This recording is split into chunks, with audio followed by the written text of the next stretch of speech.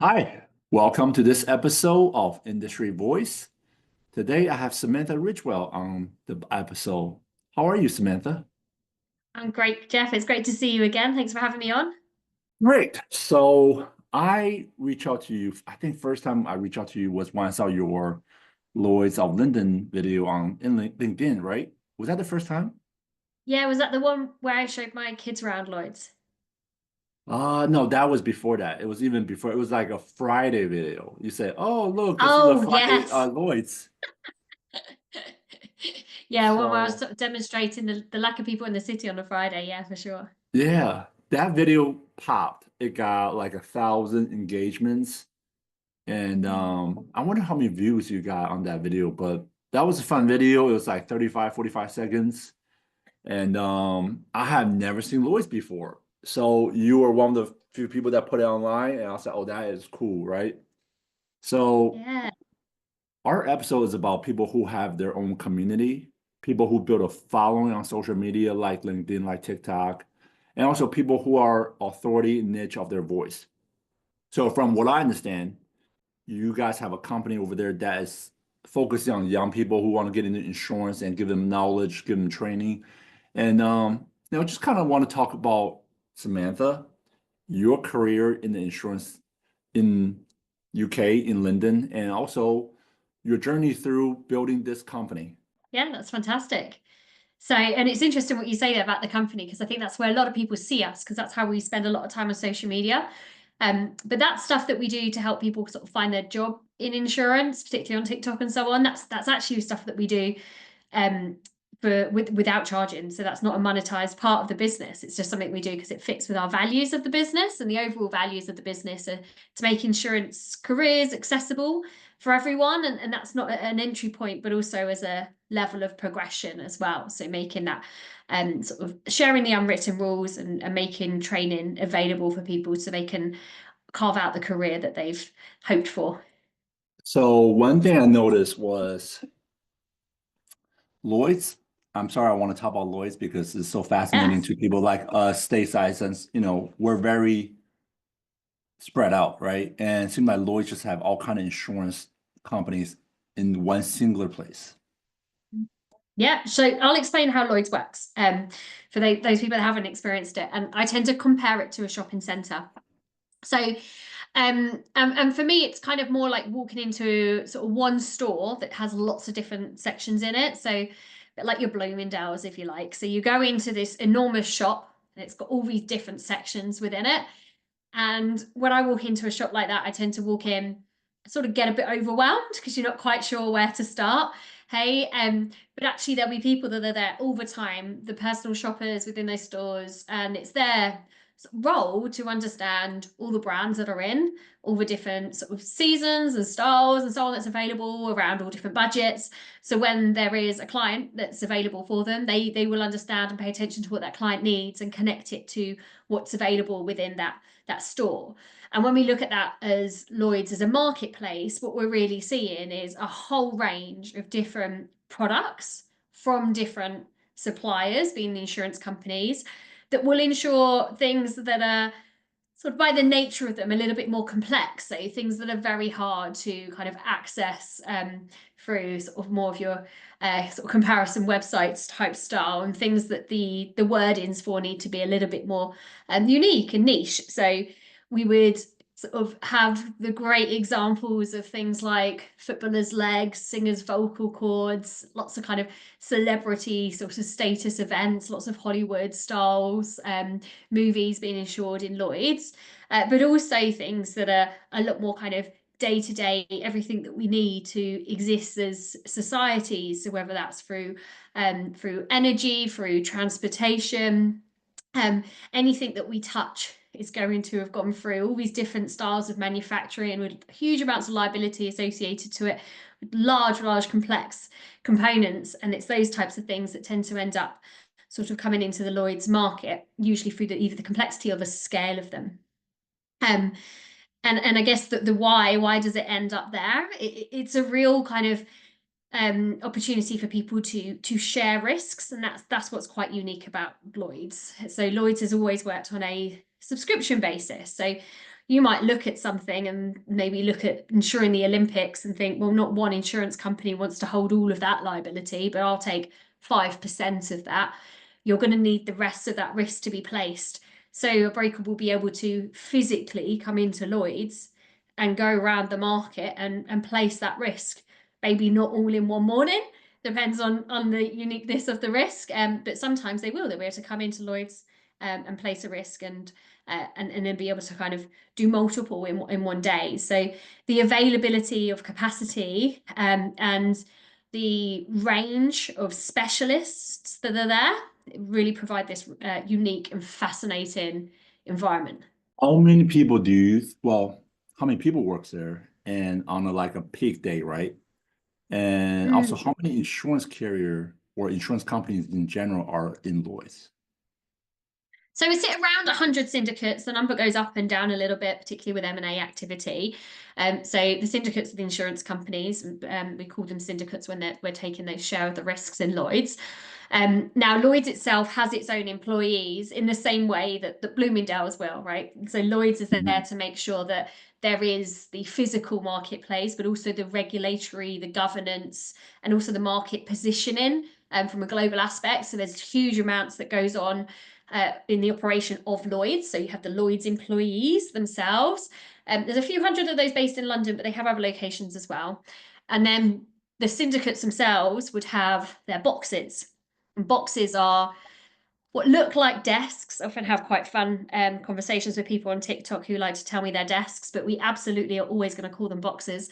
And that's where the underwriters will sit, a bit like their stall, if you like, back to that kind of shopping metaphor, where they'll sit and then the brokers will be able to approach them.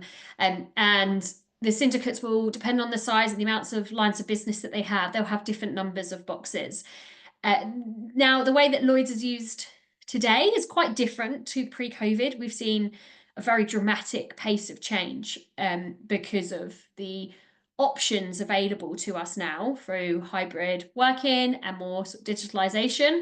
At the same time, it can't replace what happens at Lloyd's. And I know I'm conscious you're an insurtech, a kind of minded heart person. So very great to have a conversation with you. But for me, there's always going to be some level of face-to-face uniqueness around the Lloyd's market. And in fact, as soon as there's not, it's quite sort of a risk to be duplicated in other parts of the world. So it's trying to find that balance really now between how much of time are we spending in Lloyd's, the building, and how much are we spending in EC3, like the London postcode, and how much can we make sure that we are being as efficient as we can from a digitalization perspective without losing that unique touch that we can offer.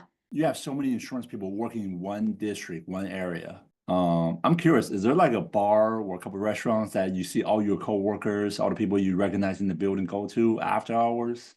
Yeah, I mean, there's more than one. There's a good few dozen. Right?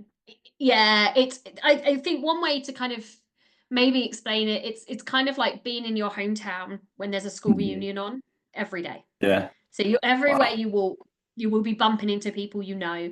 And of course, the more of a network you have, the more that's the case. Sometimes my colleagues film me as I walk around Leadenhall Market just to like make a joke about how many people I walk up to and hug as I'm trying to get from building A to building B.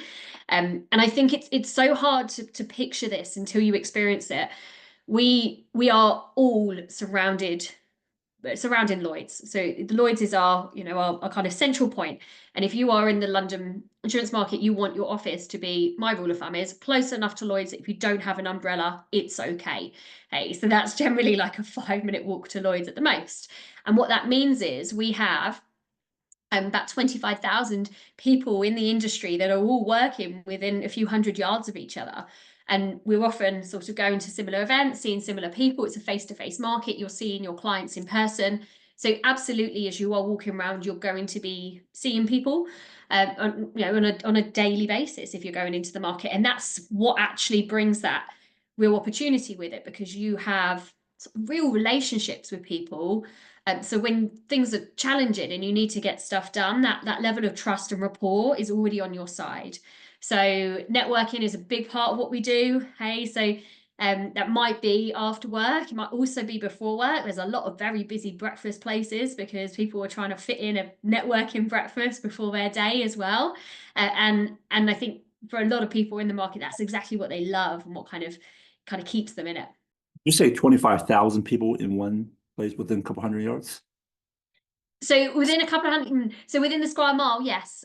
So we might stretch So out more than a couple of hundred yards. I reckon 50% of those are going to be in a couple of hundred yards, because if we look at it, it's a handful of buildings. So we have the buildings like the walkie-talkie, 22 Bishopsgate. So these huge buildings, and they will have sort of often between 5 and 10 insurance companies in them. So if you ever sort of see those screenshots of the skyline of the city of London, it used to be the Gherkin, but the Gherkin's quite a bit smaller than a lot of the ones around it now, then majority of the people working in those buildings are in insurance. So actually it's a very small square foot because we're going up.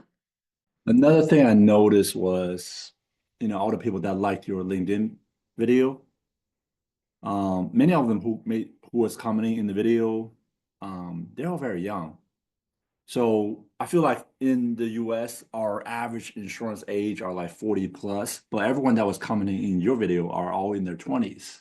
Is this like so in the US, right? Like I would say there's a lot of people not realizing insurance is a sexy job or don't think insurance is a sexy job, and they pass on to chasing everything else, fintech and other things. What's it like to working around Lloyd's? Would you say the age is fairly young? Thank you for watching this video. Now a quick message from our sponsor, Mav. Thanks, Jeff. I want to let you all in on a secret that top producing agencies don't want you to know about. If you're in P&C insurance, you know firsthand how much you're getting squeezed by your call center. It's becoming less predictable and less economically profitable to scale.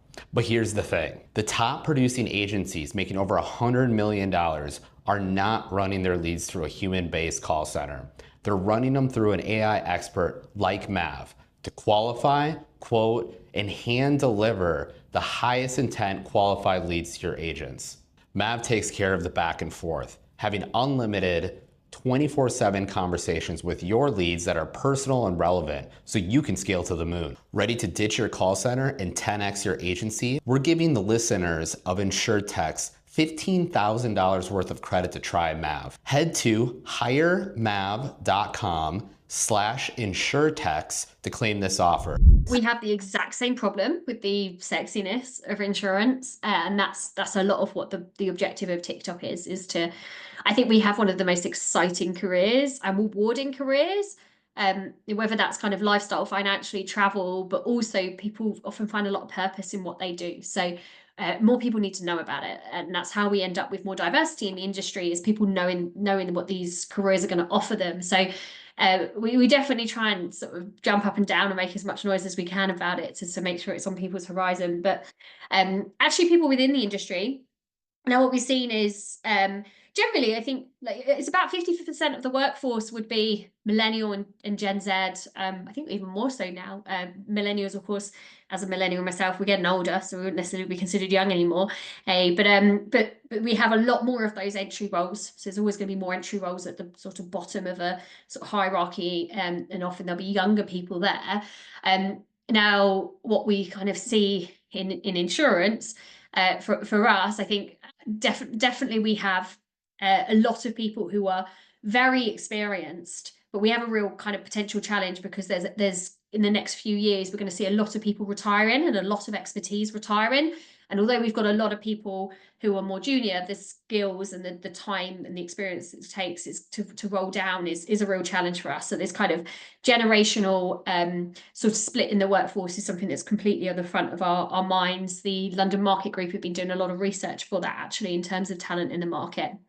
I wonder if one of the trends, actually, what you've kind of seen on that LinkedIn post is more so the likelihood of them engaging on LinkedIn, particularly around posts that have quite a sense of humor with them or more lighthearted with them. We might see a little bit more of a likelihood of engagement for some of my followers who are earlier on in their career, who are kind of more familiar with that style of post. I think for a lot of people more experienced, that would have been more of an unusual thing to see on LinkedIn. And I tend to find they're the ones that people enjoy the most, because I think as we look through our LinkedIn feed, it can get a bit samey, can't it? Especially now that LinkedIn's deciding to tell us how to write the posts. There's no post for me that ever does better than a post that sounds like me. AI, great, can give you inspiration, but if the post doesn't sound like me and it sounds like LinkedIn, hey, when was the last time you ever had a conversation with somebody and told them how thrilled and humbled you were to be at this certain event? Yet on LinkedIn, we just see these words thrown out all the time, and the algorithm actually encourages us to write them in there.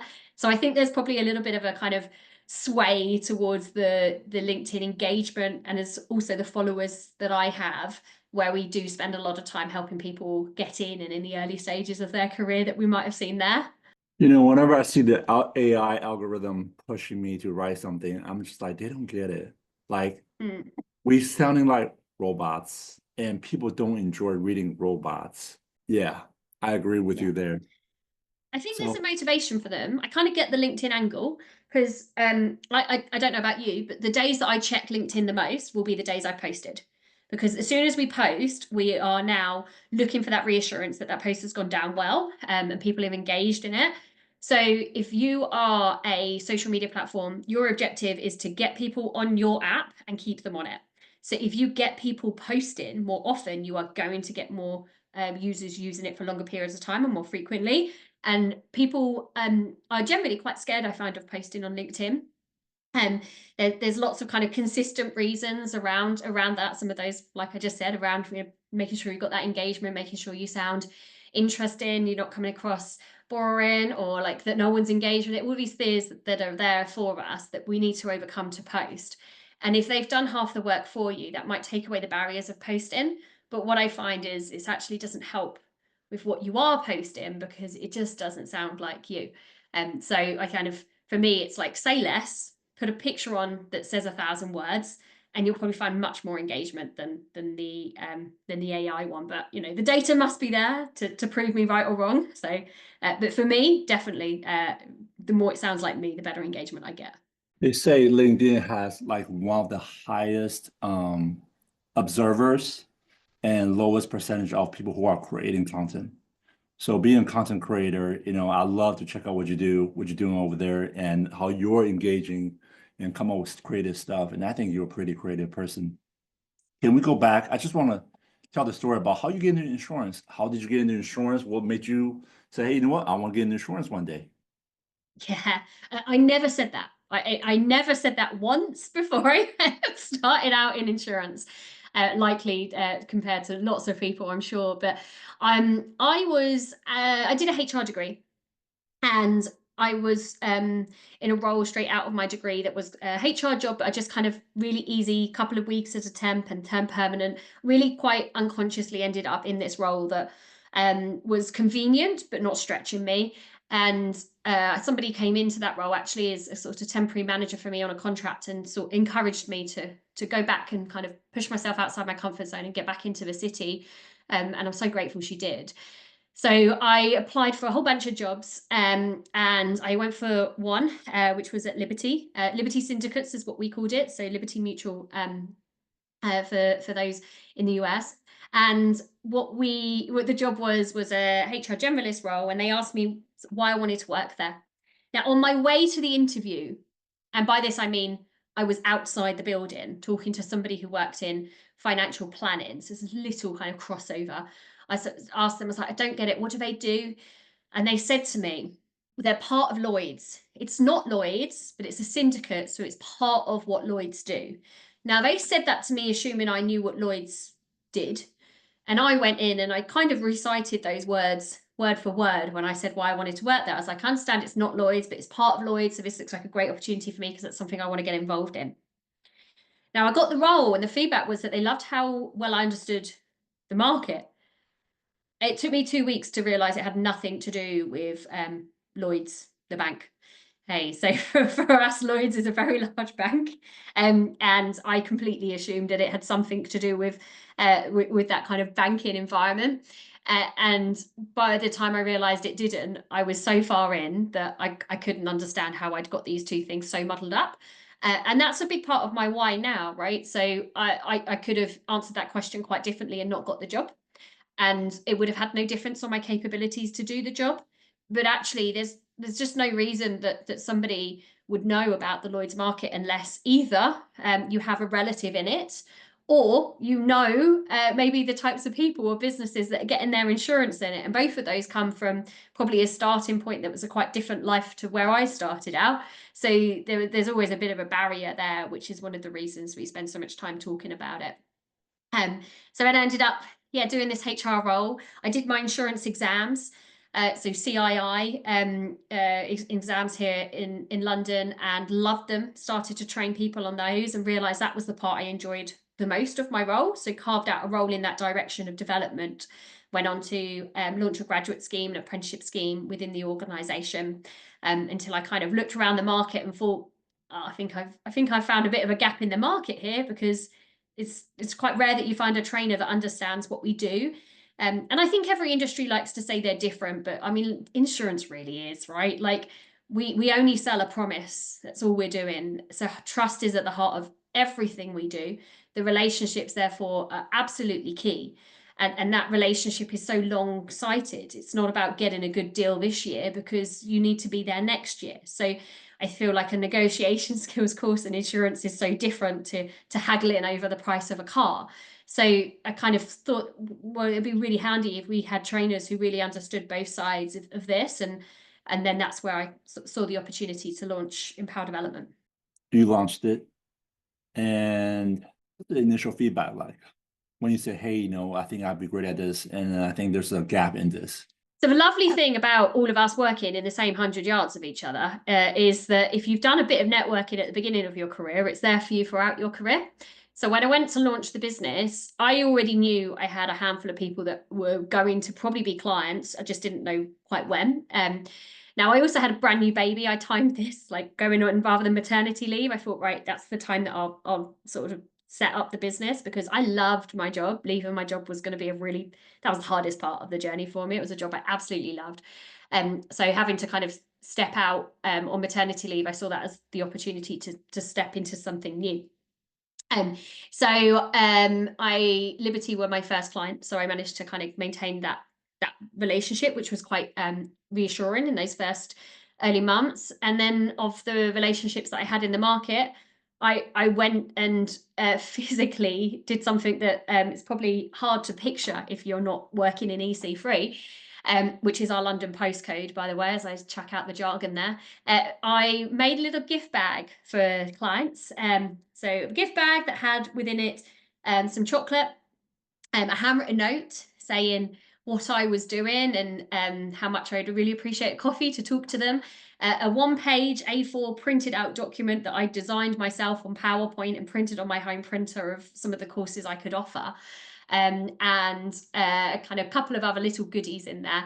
And I physically took about 20 of these into EC3 and dropped them into different receptions for points of contact that I had. Some of them I knew incredibly well, just to kind of be like, hi, I'm doing this now. Here's a goodie bag. And I did that kind of, really thinking in HR, I can remember there being only a handful of times that I get that magical message from reception saying there's a gift here for you, and the excitement that I'd have run into reception to see what it was. So I kind of thought that's a really nice way of kind of showing people what I've got, but also a physical thing for them to be able to refer to and set up those coffees with. And in that first year, I had really probably five or six different clients in the first year. Bear in mind I had a baby as well. I wasn't looking to kind of come in fast, but just steady. And then it was sort of doubled in size in the second year. And the third year is when things really got fast, because COVID happened. And actually for me, that was a really great opportunity to be there to support businesses that had to completely look differently at all the services they'd been offering to date. And as a one-woman band at the time, I could pivot onto Zoom in 24 hours, as opposed to needing a whole contingency plan and training structure of how to reorganize the business. So I was able to be quite quick to pick up a lot of clients when we sort of shifted over. And then once that started, the word of the mouth is fantastic, because people kind of in that close environment, word of mouth travels fast and far as well. So it's been a real advantage. Over the last 7 years you've been doing managing director, what are some of the most challenging things that you experienced? Challenging for me, So it's funny because sometimes I think things that people might think are challenging, they're so subjective for you. So some of the things I find challenging will be things that other people find quite straightforward. But a big part, some of it has been really choosing how to spend my time. I get very enthusiastic about a lot of things, and then I sort of head in that direction very fast. And the more things come my way, the less of me there is to spread amongst them. So being selective over the things I want to get excited about, that's a continued challenge. I really try and sleep on it before I say yes now. But that's not something that is coming naturally to me at all. So I kind of need my kind of points in the year where I step back and look at what I'm doing and reassess and decide actually what to do less of to make sure I can put my time into the things that are going to be most valuable. A big adaptation has also been sort of going from being one person to now we're a team of 12. And that for me is like an ongoing challenge because I like all the people in my team. I really love them. We have great connections. So not only splitting my time amongst more work, but amongst more people. That's been sort of a real challenge, but it's also so rewarding because it's just amazing to see how much we can do with lots of people kind of being able to go off and own their own areas of the business and grow their own bits.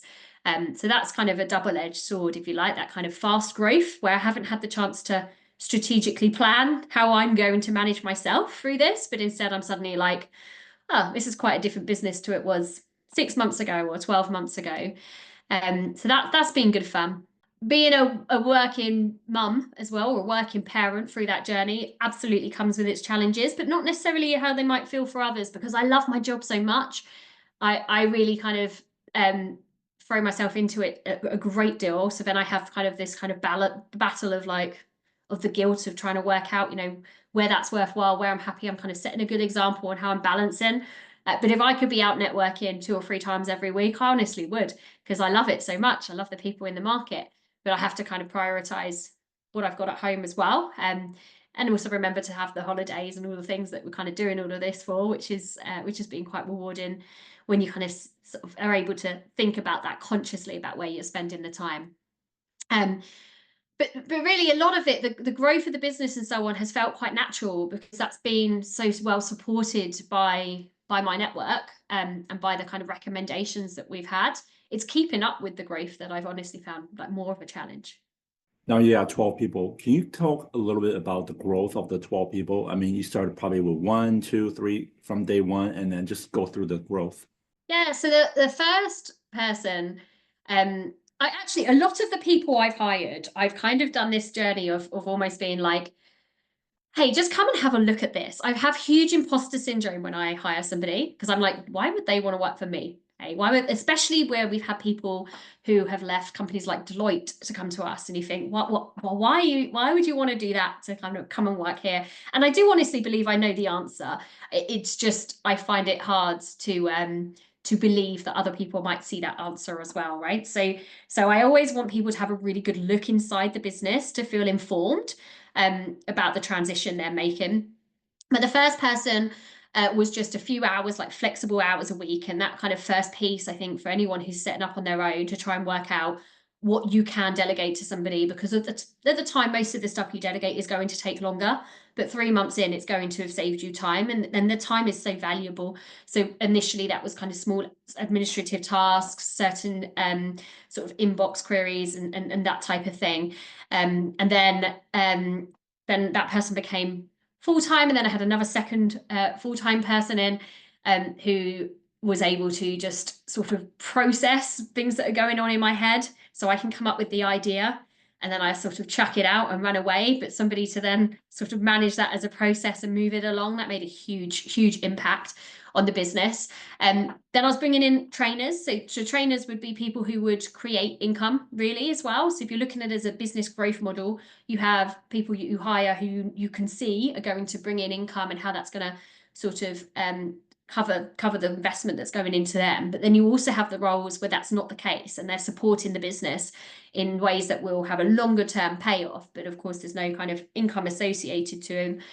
And for me, the way up between the two and the balance between the two that's something I give a lot of thought. So if I've kind of got 2 or 3 trainers coming in, well, we definitely need some people to support them.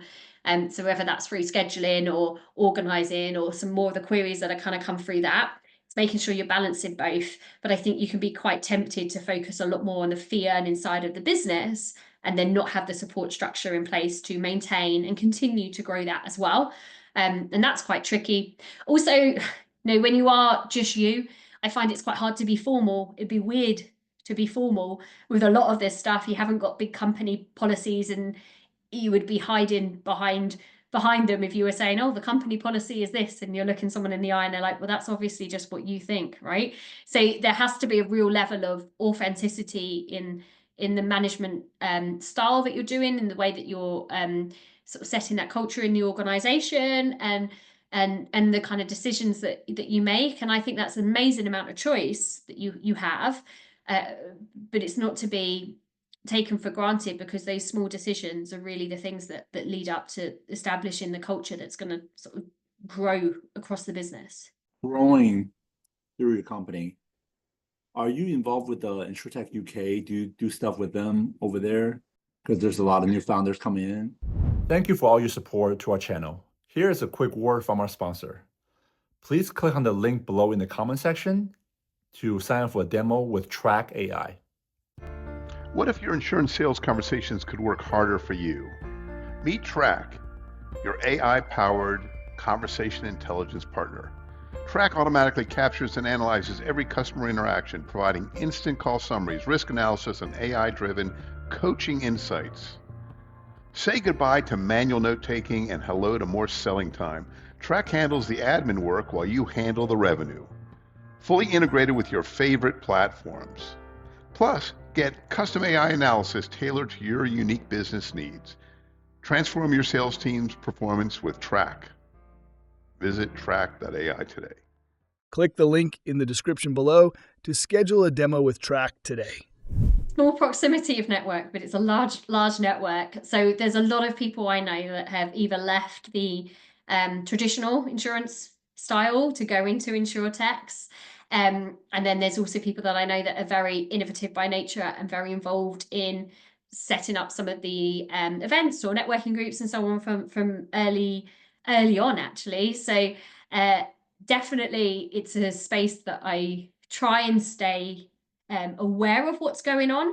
I don't pretend to keep up, because they're at a whole pace of change. That's the point of them, right? So it is a full-time job to keep up with the change, but to keep up with kind of the things that are sort of having a larger scale impact. I find that fascinating, and some of my best friends in the market are absolutely in that space. And if we go out for dinner, right? If you go out for dinner with your insurance friends, you are generally sort of often excited about hearing about what their jobs are and what they're doing, and get really into the kind of the detail of it, whether it's kind of automated syndicates follow-ins or whether it's kind of claims processes. I've got people that have gone in all different directions, and I love hearing about what they're doing.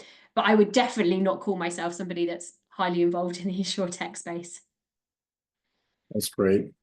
What's the, recording of this video is December 2024, but, what's in the plan for 2025? For us, so I have multiple things and I have to really try and prioritize them.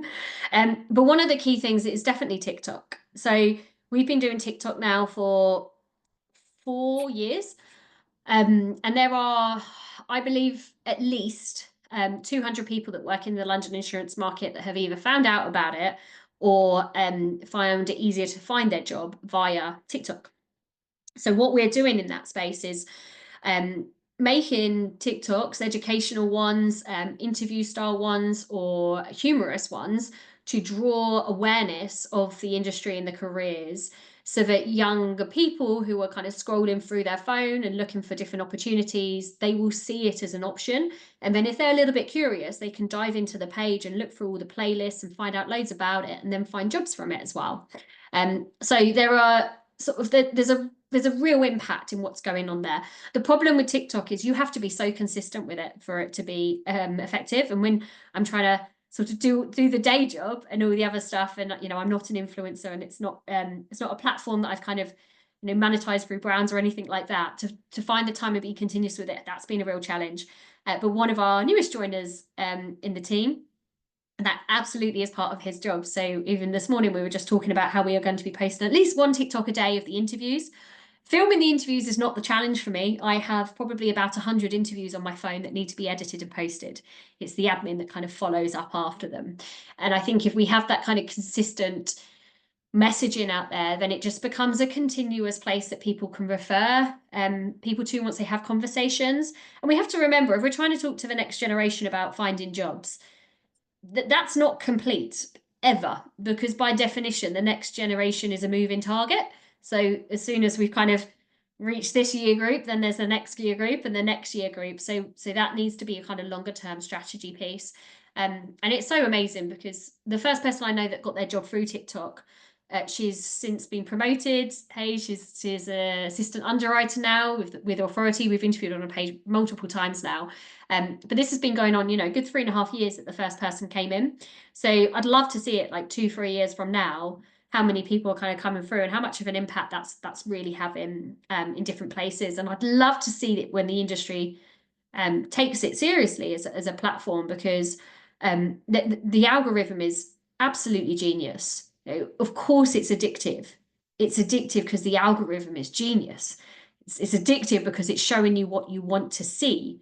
And if it knows what you want or might like, then it's going to show you things that you didn't go looking for, but now it's in front of you, you're interested. So if you are somebody who's looking for their first job and you're watching all of these videos about studying whilst you're at college, then all of a sudden it starts putting out jobs out there that you might be interested in. It's ahead of you. It knows what you want. In the same way that if you can see that somebody is a small business and they're watching lots of videos about setting up a business, setting up marketing for a small business, and then you're seeing insurance products that are targeted towards small businesses, that is an absolute targeted marketing stream that you don't have to pay for, because the algorithm's doing the work for you. It's the equivalent of doing Facebook ads with huge amounts of data of where you want those ads to go, but the algorithm is doing it based on what other people are enjoying watching and what it knows about you. So I think it's a bit of a slept on tool, and we've been doing it, say, 4 years, and it's still quite a lonely place in the world of insurance. So it'd be great to see some more kind of insurance companies heading in that direction. But for us, for next year, I've got some big ideas really of what we want to be doing in that space. Out of 10 people say, hey, I seen your video. What percentage do you think TikTok is versus LinkedIn, Facebook, and Instagram, everything else? I only really do TikTok. Probably 1 in 20 videos gets onto LinkedIn. So just the scale of the amount of videos that one platform likes to another is quite different. But also I kind of know which ones that LinkedIn might like. And it's quite interesting because there'll be TikTok videos that didn't do very well on TikTok at all, but you put them on LinkedIn and they absolutely go wild because it's just a completely different audience. And then on Instagram, we probably put about sort of 10% of our TikToks onto there. I don't use the other platforms, but when somebody says, "Oh, I've seen your video," I will often look at them and make an assumption, a biased assumption as to where I think it's from. And it's one of my favorite things when I've assumed that they see my stuff on LinkedIn, maybe because they're of a certain age, and they go to me, "Oh, no, I follow you on TikTok." I absolutely love that. I think a lot of people will assume that the majority of people that follow me on TikTok are teenagers, and that's absolutely not the case.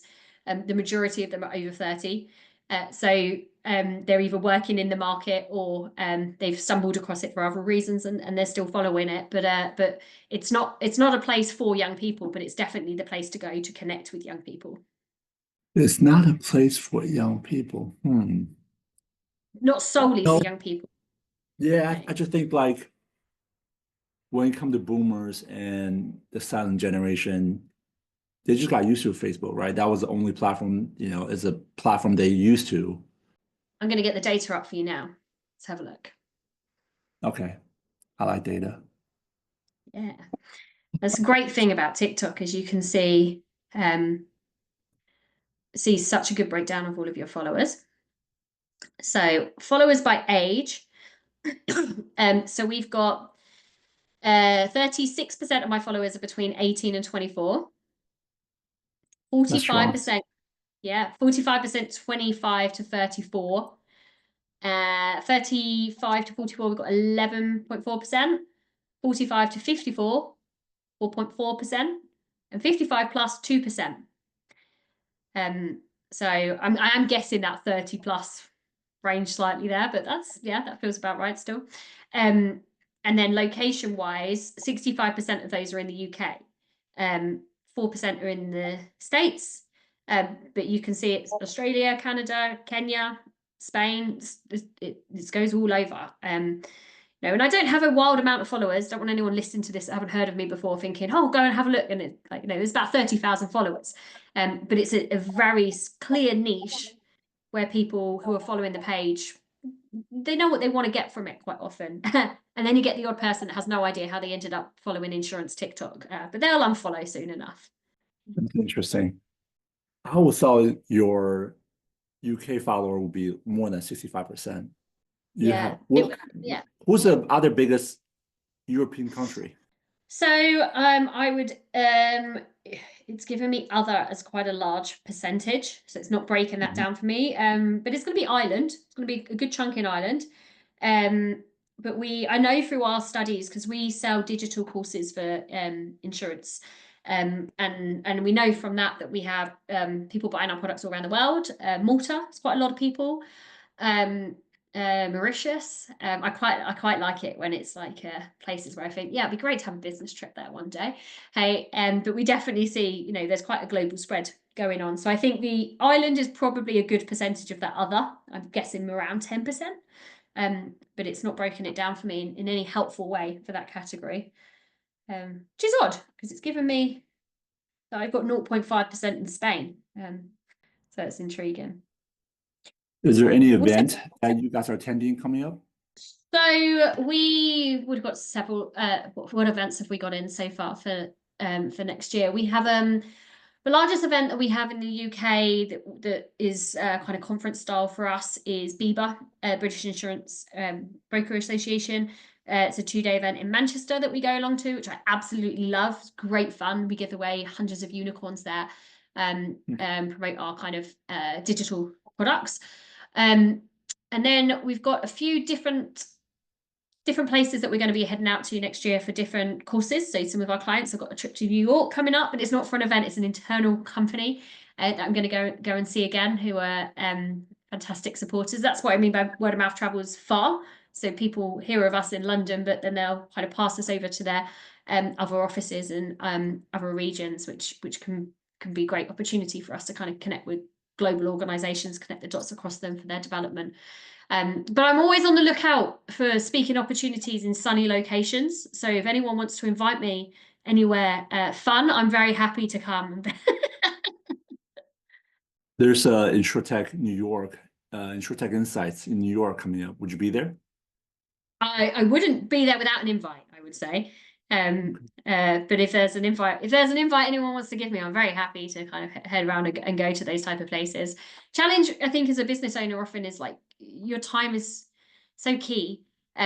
So for us in London, I don't need to go to events to network because the networking's there. So I have to kind of have really thought about why I'm going to a particular event and sort of carve out the time within that. So often if there's an invite and there's some kind of purpose and link or sort of speaking opportunity within it, then that would be worthwhile to kind of plan in.